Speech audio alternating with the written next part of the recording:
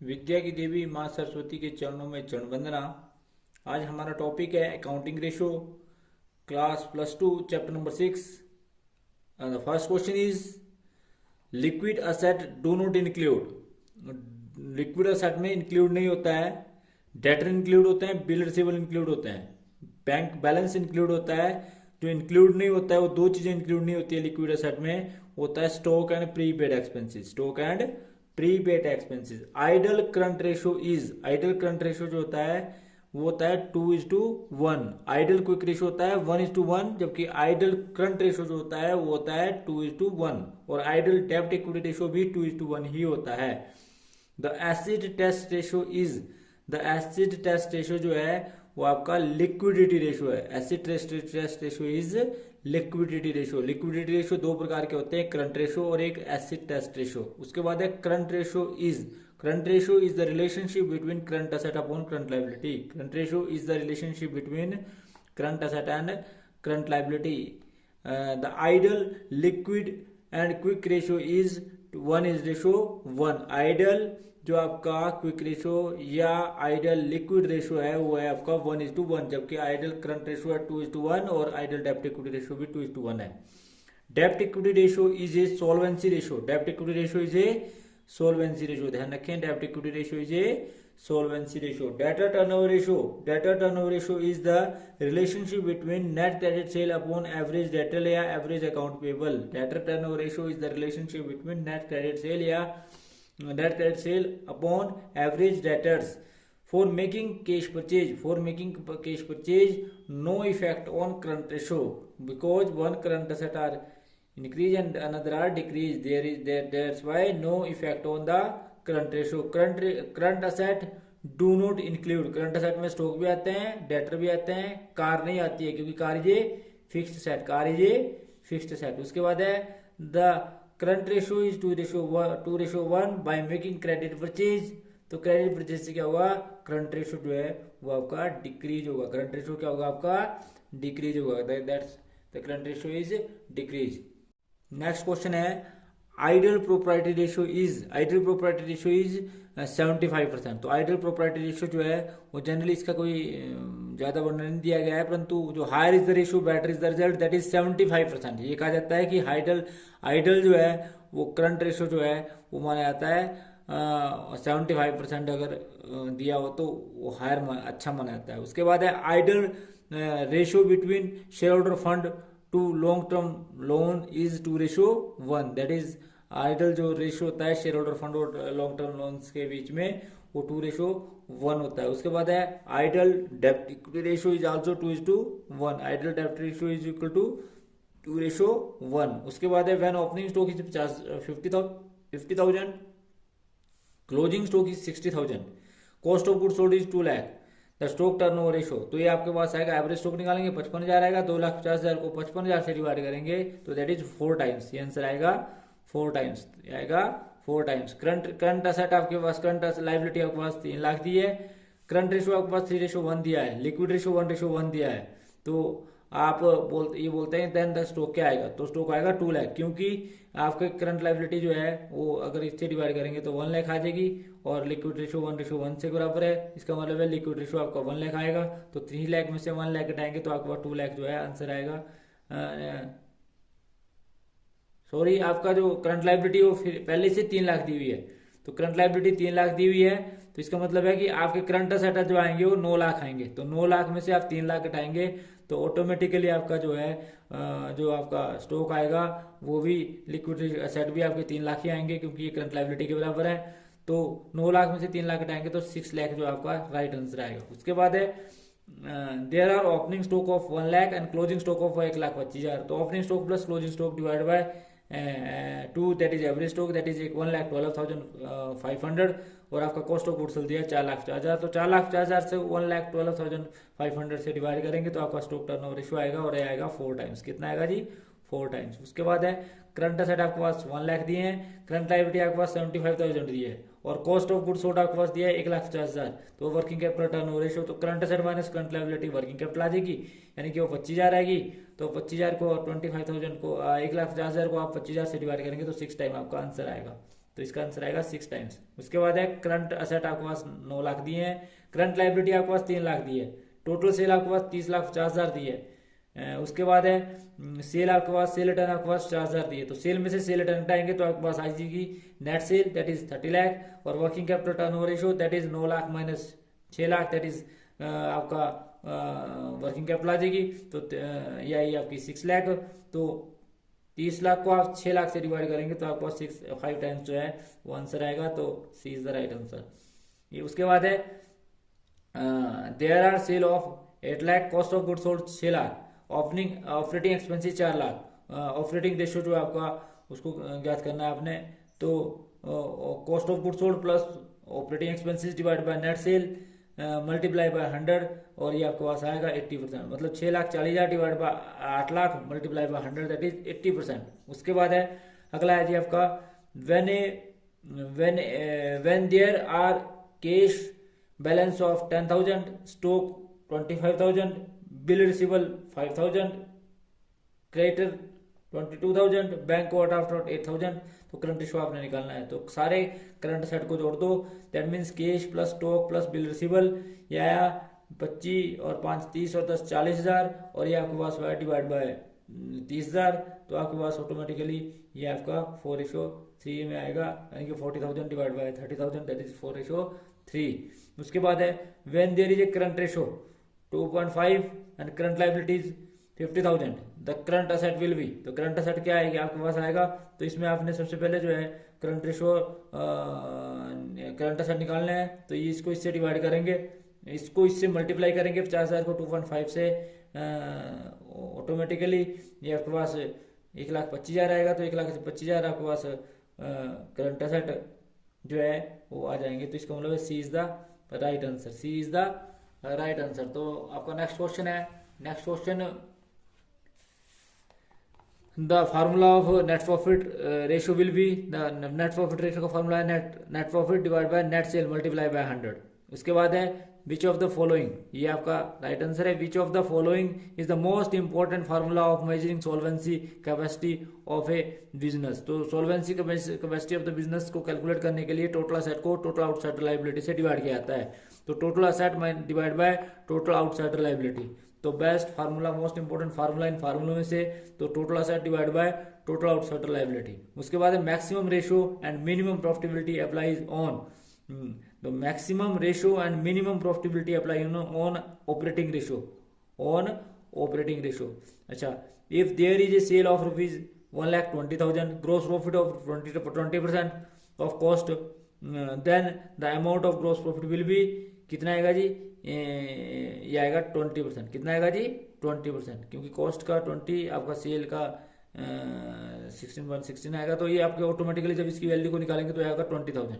If there is a sale of 1,20,000, gross profit is 20% on sale, तो इसका आप निकालेंगे तो आपका 20 सीधा ही निकालना आपने 1,20,000 का 20% दैट इज 24,000। उसके बाद है अगला, if there is a working capital of 1,80,000, total loan आपका 3,90,000 है, लॉन्ग टर्म लोन आपका 3 लाख है, और इसका मतलब है शॉर्ट टर्म लोन आपका 90,000 आएगा। तो स्टॉक आपका 75,000 है, प्रीपेड एक्सपेंसेस आपके 15,000 है, तो लिक्विड एसेट आपने निकालना है। तो इसको निकालने के लिए आप सभी जानते हैं कि आप आपके पास लिक्विड एसेट निकालने के लिए लिक्विड एसेट विल भी किस रेशियो में आएगा उसको आपने निकालना है। तो आपकी करंट लायबिलिटी तो आपकी आप ऑटोमेटिकली 90,000 आई, और वर्किंग कैपिटल आपकी 1,80,000 दी हुई है।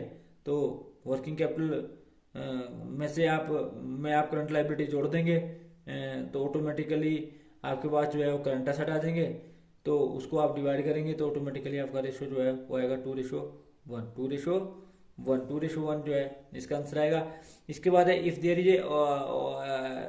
एवरेज स्टॉक, कितना जी 20,000, closing stock 2,000 more than the opening stock, and closing stock will be. तो आपके पास एवरेज स्टॉक दिया है, ठीक है, एवरेज स्टॉक आपका क्लोजिंग स्टॉक का 2,000, क्लोजिंग स्टॉक जो है 2,000 मोर देन ओपनिंग स्टॉक है। तो ऑटोमेटिकली आपका एवरेज स्टॉक जो है वो 20 है। तो इसका मतलब है x plus x 2x plus 2,000, तो 40,000 में से 2,000 घटाएंगे तो एक आपका 19,000 आएगा और दूसरा आपका 21,000 आएगा। तो ऑटोमेटिकली इसकी आंसर जो आएगा वो सी आएगा।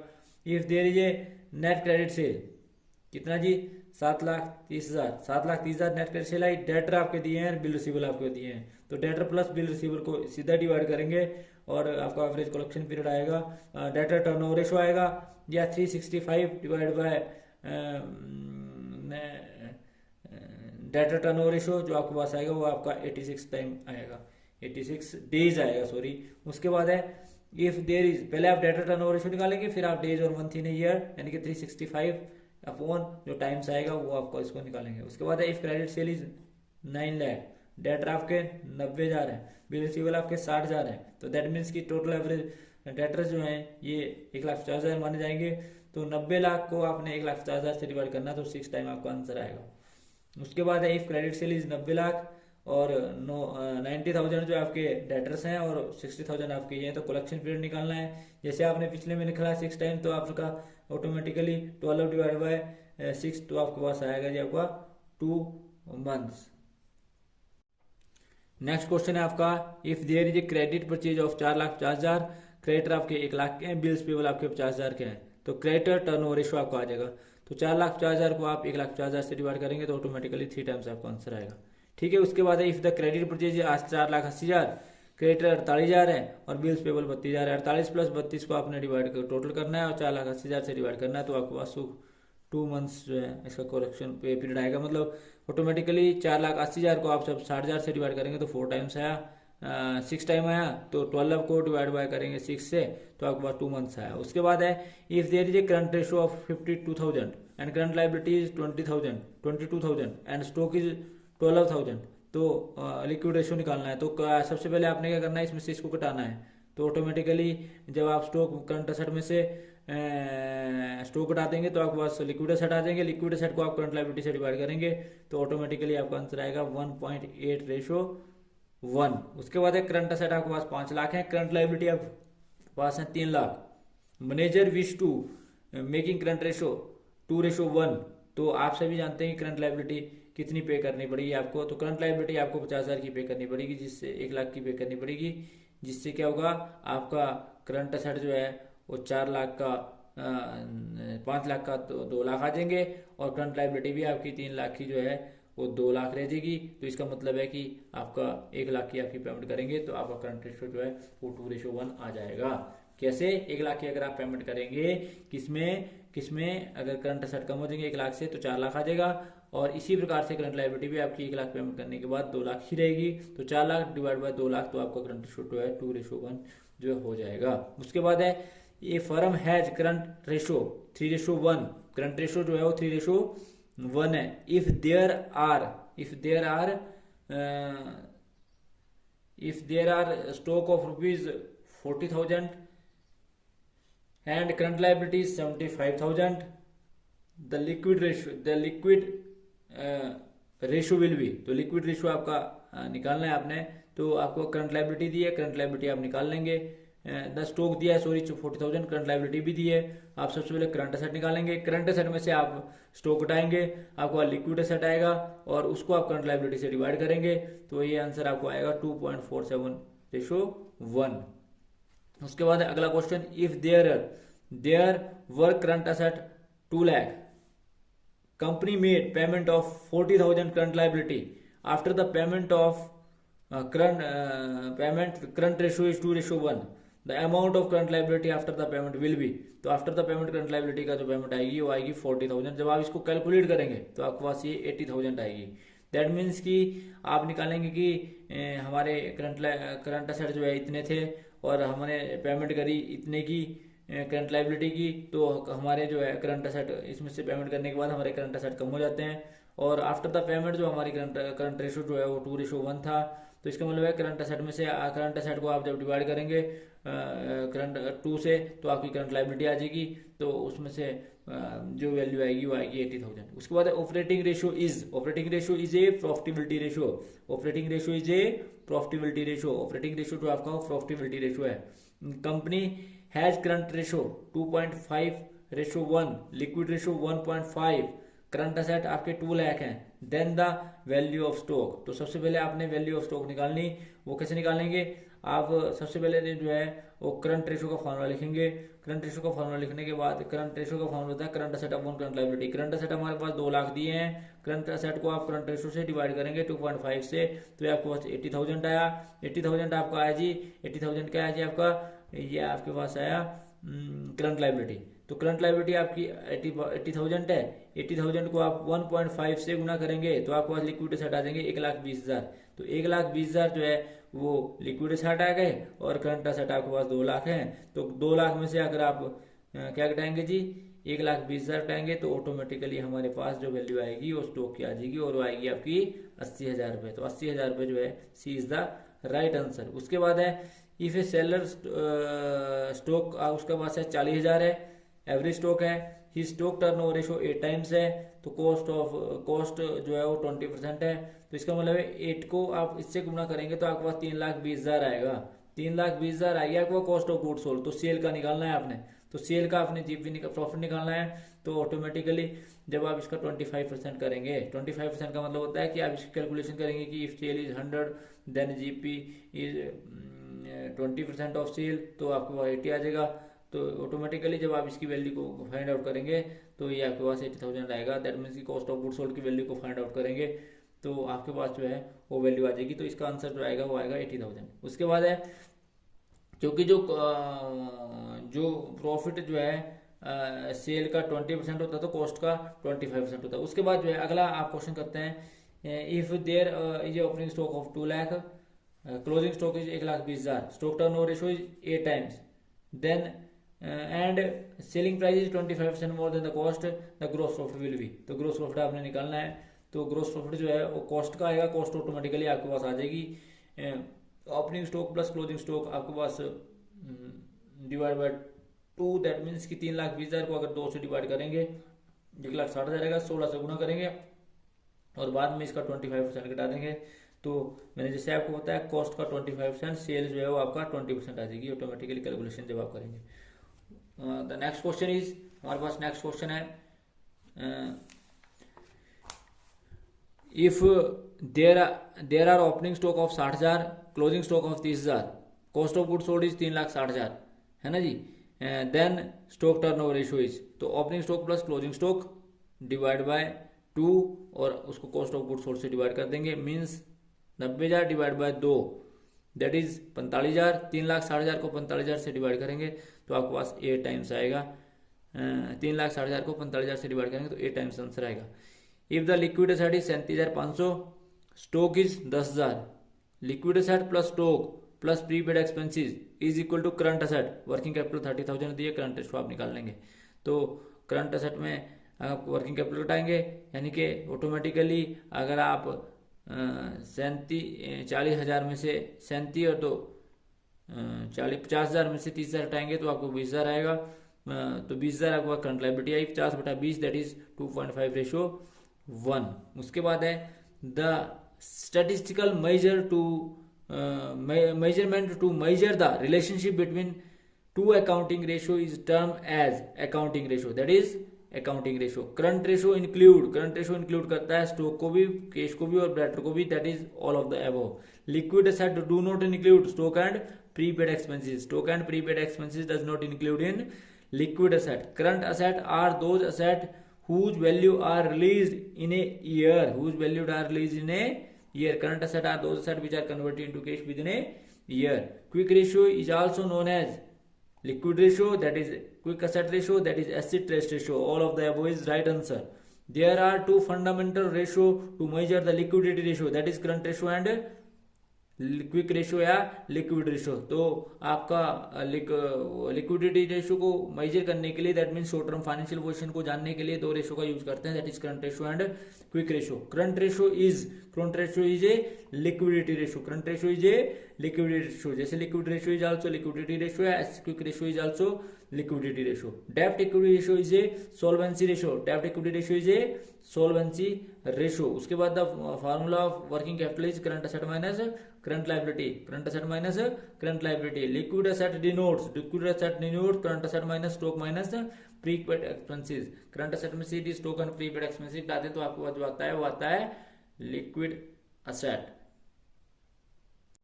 हमारा नेक्स्ट क्वेश्चन है to know the long term सोल्वेंसी ratio which ratio is calculated. सोल्वेंसी ratio is calculated to know the long term सोल्वेंसी ratio. Long term सोल्वेंसी is calculated by डेब्ट equity ratio. Long term सोल्वेंसी ratio is calculated by डेब्ट equity ratio. The ratio useful for credit and collection policy is average collection period. Average collection period is the ratio useful for credit and collection policy is average collection period. Debt equity ratio disclose the characteristics of long term soundness. Debt equity ratio discloses the characteristics of long term soundness. Return on investment ratio measure concern in operational efficiency. उसके बाद है the calculate return on investment and capital employed denotes fixed asset plus current asset minus current liability. Fixed asset plus current asset minus current liability. To get liquid ratio, liquid asset are divided by current liability. Liquid ratio का formula होता है current liquid asset upon current liability. Ideal quick ratio is 1:1. The satisfactory ratio of long term loans and share holder fund is 2:1. Operating ratio is a profitability ratio. ध्यान रखें इस बात का, operating ratio is a profitability ratio. Debtor turnover ratio is net credit sale upon average collection period. Debtor turnover ratio is net credit sale upon average collection period. उसके बाद है gross profit ratio is a gross profit upon net sale. Gross profit upon net sale. उसके बाद next question है आपका कि हमारे पास the company had A current ratio current asset ये दिए हमारे पास, करंट रेशियो दिया है हमारे पास, एसिड टेस्ट रेशियो भी दिया है हमारे पास, वर्किंग कैपिटल 60,000 दी है. Then the working current liability जो है इसकी कैलकुलेशन करेंगे तो आपके पास ये 60,000 आएगी. उसके बाद है अपना company has a fixed asset 5 lakh, current asset आपके 3 लाख के हैं, लॉन्ग टर्म लोन्स आपके पास 40,000 हैं और आपके पास जनरल रिजर्व जो है वो 2 लाख के हैं और शेयर कैपिटल आपकी 4 लाख की है. तो प्रोपर्टी रेशियो का फॉर्मूला होता है total asset 6 lakh, 5 lakh plus 3 lakh, यानी कि long term share holder fund divide by total asset that is 8 lakh. ये आपके टोटल असेट आ गए और 6 लाख आपका क्या आया जी, 6 लाख आपका आया share holder fund. 6 lakh divide by 8 lakh. 6 lakh को आप 8 लाख से डिवाइड करेंगे और मल्टीप्लाई बाय 100 करेंगे तो ऑटोमेटिकली 75% जो है आपका आंसर आएगा. उसके बाद है the cost of goods sold 6 lakh. Stock turnover ratio is 5 times, that means 6 lakh divide by 5. और if opening stock is 8,000 less the closing stock then the amount of opening stock is. तो आपने निकालनी इसकी कैलकुलेशन करेंगे तो आपके पास सबसे पहले वैल्यू निकाली जाएगी यानी कि कॉस्ट ऑफ गुड्स सोल्ड की. तो कॉस्ट ऑफ गुड्स सोल्ड आपका एवरेज स्टॉक आ जाएगा. एवरेज स्टॉक आपका आएगा 6 lakh divide by 5 lakh that is 1,20,000. 1,20,000 को आप 2 से गुना करेंगे तो आपके पास आएगा 2,40,000. 2,40,000 में से आप ऑटोमेटिकली 8,000 हटाएंगे तो आपका 2,32,000 जाएगा. 2 से डिवाइड करेंगे तो 1,16,000 जो है राइट आंसर आएगा. 1,60,000 जो है वो राइट आंसर आएगा. उसके बाद है ओपनिंग स्टॉक 12,000, परचेज 90,000 और purchase return 40,000. The amount of closing stock 2,000 more than the opening stock. तो यही वो भी इसमें आएगा 12,000 plus 90,000 plus 4,000 minus 10,000 divide by 11,000 यानी कि एवरेज स्टॉक जिसको आप बोल सकते हैं. तो आपके पास आएगा 8 टाइम्स. तो इसका आंसर आएगा आपका 8 टाइम्स में. कितना आएगा जी, 8 टाइम्स में. दैट मीन्स कि 12,000 plus 90,000 plus 4,000 minus 10,000 divide by average stock that is 11,000. तो ये आपके पास आंसर ऑटोमेटिकली कितना आएगा, 8 टाइम्स आएगा. उसके बाद है if there is a credit sale of 12 lakh. Credit sale जो है वो 12 लाख की है, डेटा टर्नओवर रेशियो 6 टाइम है. तो दैट मीन्स कि 12 और 6 टाइम है तो ओपनिंग डेटर आपके पास 1,60,000 दिए तो क्लोजिंग डेटर आपके पास आ जाएंगे. तो आप एवरेज डेटर निकालेंगे 2 लाख में से 1,60,000 हटाएंगे तो आपके 1,60,000 ओपनिंग 1,60,000 को 2 से गुणा भी करेंगे तो ऑटोमेटिकली आपका जो आंसर आएगा एवरेज जब आप निकालेंगे तो 2,40,000 आएगा, 2,40,000 आएगा। यानी कि 6 लाख को 2 से डिवाइड करेंगे तो आप 12 लाख को 6 से डिवाइड करेंगे तो आपको पास आएगा 2 लाख। 2 लाख को आप 2 से गुणा करेंगे 4 लाख। 4 लाख में से आप 1,60,000 हटाएंगे तो ऑटोमेटिकली जो आपके पास वैल्यू आएगी वो आएगी जी 2,40,000, that is closing debtor. If the credit sale is 2,40,000, debtor turnover ratio is 8 times, तो दैट मीन्स कि आपका एवरेज डेटर जो आपके पास आएंगे वो 40,000 आएंगे। तो अमाउंट ऑफ क्लोजिंग डेटर 6,000 मोर और ओपनिंग डेटर, तो ऑटोमेटिकली जो इसकी वैल्यू आएगी वो आएगी 33,000, दैट इज 40 माइनस 6 जो भी वैल्यू आएगी, यानी कि इसकी वैल्यू को जब आप कैलकुलेट करेंगे तो आपके पास 33,000 आएगी। उसके बाद है अगला क्वेश्चन है आपका, if closing total sale is 27 lakh, credit sale is 18 lakh, तो ओपनिंग डेटर आपके पास 3,20,000 दिए हैं, क्लोजिंग डेटर आपको 4 लाख दिए हैं। तो provision for doubtful debt, provision for doubtful debt और टोटल सेल का कोई महत्व नहीं है, हमें एवरेज डेटा टर्नओवर रेशियो निकालने के लिए क्रेडिट सेल चाहिए और opening debtor plus closing debtor चाहिए। तो जब आप इसको कैलकुलेशन करेंगे तो आपके पास 5 आंसर आएगा। उसके बाद है if the cash sale is 4 lakh, credit sale is 21 lakh, sale return is 1 lakh, cost of goods sold is 19,20,000, gross profit निकालेंगे आप। तो आपके पास cash sale plus credit sale total sale आ गई, उसमें से सेल रिटर्न घटा देंगे 24 लाख आएगी, उसमें से कॉस्ट ऑफ गुड्स सोल्ड घटाएंगे तो आपके पास जीपी आएगा, और जीपी आपके पास आएगा जो भी आएगा उसको आप 4 लाख से डिवाइड करेंगे तो ऑटोमेटिकली आपका 20% आएगा। ठीक है जी। उसके बाद है if there is opening stock of 1 lakh, closing stock 1,20,000, purchase आपके पास 1,20,000 दी है, सेल आपके पास 30 लाख दी है, वेजेज आपके पास 2,40,000 दी है, कैरेज आपके पास 1,40,000 दी है, सेलिंग एक्सपेंसिस आपके पास 60,000 दिए हैं, ग्रोस प्रॉफिट। तो सेलिंग एक्सपेंसिस का कोई महत्व नहीं है, हम क्या करेंगे closing stock sale plus closing stock minus opening stock minus purchase minus wages minus freight, उसको निकालेंगे तो आपके पास 21% आएगा। इसी प्रकार से नेक्स्ट क्वेश्चन है if there are fixed asset 10 lakh, current asset 6 lakh, current liability 3 lakh, net profit आपका 2,60,000 है, रिटर्न ऑन इन्वेस्टमेंट निकालना है। तो इसका रिटर्न ऑन इन्वेस्टमेंट को निकालने के लिए profit divide by total asset, यानी कि total net asset fixed asset plus current asset minus current liability, तो ऑटोमेटिकली जब आप इसको निकालेंगे तो आपके पास आएगा 20%। तो ये हमारा अकाउंटिंग रेशियो का जो रेशियो एनालिसिस का चैप्टर था, चैप्टर नंबर 6, उसका पार्ट 1 था। अगली वीडियो में आपका नेक्स्ट पार्ट कराया जाएगा। तो thanks for watching the video, please like comment and subscribe my channel and press bell icon for next notification. Thank you.